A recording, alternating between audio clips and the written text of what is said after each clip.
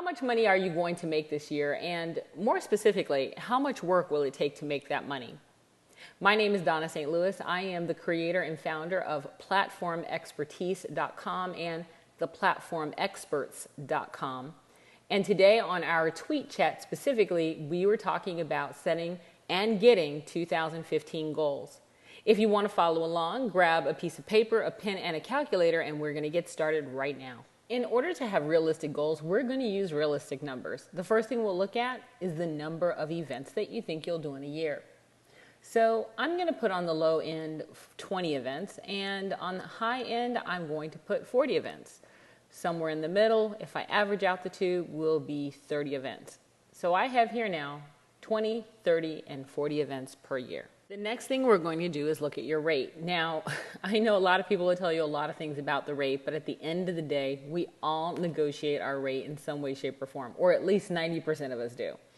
So there's a high rate and a low rate. Now, your high rate, let's say, is just for an average $7,500. I'm not saying that's your rate. Your rate could be $12,000. Your rate could be $6,000. It could be $5,000. But this is the rate that you would prefer to get. It's your preferred rate or your high rate. Then there's a rate in which you will negotiate down to. Now, I usually make a rule of thumb of your negotiated rate shouldn't be more than 30% off of your high rate. But that's my rule of thumb. You can have your own. Yours could be 50%. But anyway, I have a high rate here of $7,500 and a low rate of $5,000. And then when I average out those two, I come up with $6,250. The next thing I'm going to do is multiply my low rate by my low number of events, my high rate by my high number of events, and my average rate by my average number of events.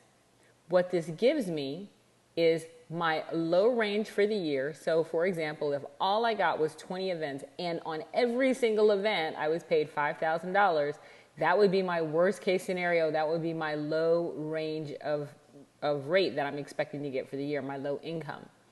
If I do the same thing for the high rate, I get $300,000, and then as you can see for average, it's $187.5. So you want to make sure that you're multiplying so that way you can see a range. This is what your best year, your worst year, and probably what you're going to average out to looks like. Now we're going to take a close look at your close rate, because your close rate will determine how much work you actually have to do in order to reach these numbers. So as we look at your close rate, the question is, how many interested leads can you close? Interested leads. So what's an interested lead? An interested lead means that they have the opportunity, and that usually is the date. They have the audience that matches your expertise, so it's the right niche. And then, of course, they have a budget, and they have a budget that actually meets your range between the $5,000 and the $7,500 amount. That's what we would call an interested lead: opportunity, niche, and budget.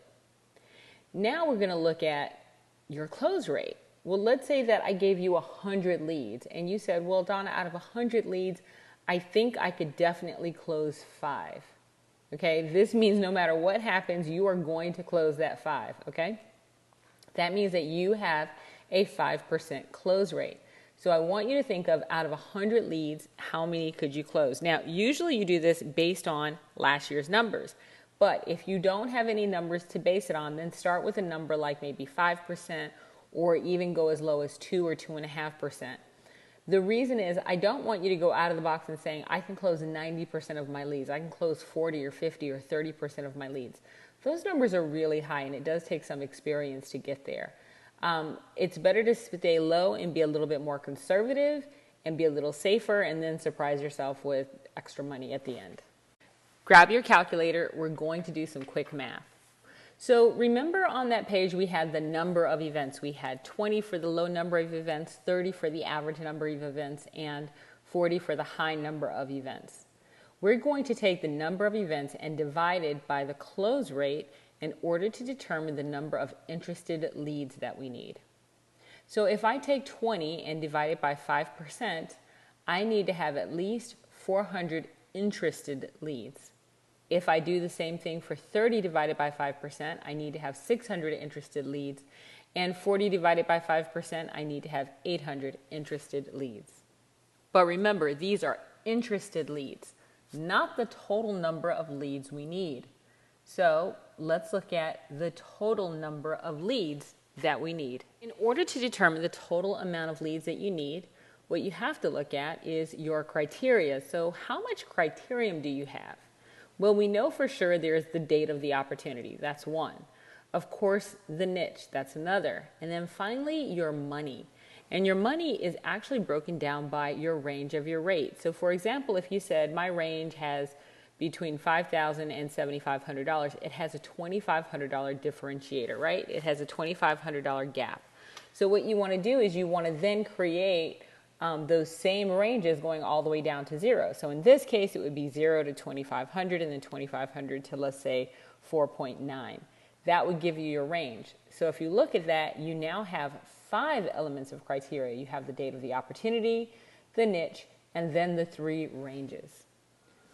We know that we have 5 pieces of criterion, so now all we have to do is multiply those 5 pieces of criterion by our interested leads in order to get our total number of leads.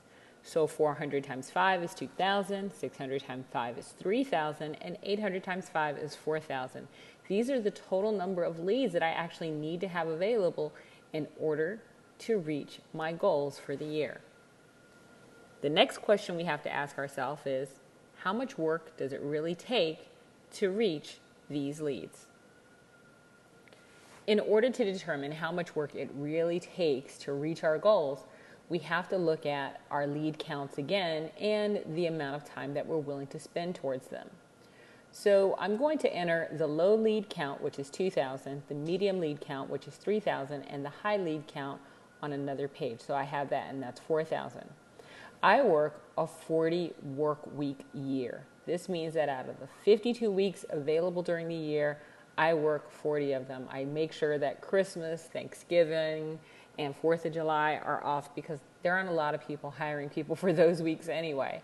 And then I have a couple of weeks of vacation, and then I have weeks for marketing and rebranding. So when I say 40 work weeks, I mean 40 weeks that I'm going to be actually picking up the phone and making phone calls. So when I divide my lead count by my 40 work weeks, I end up with 50 calls per week for the low lead count. For the medium lead count, it's 75 calls per week. And for the high, it's 100 calls per week.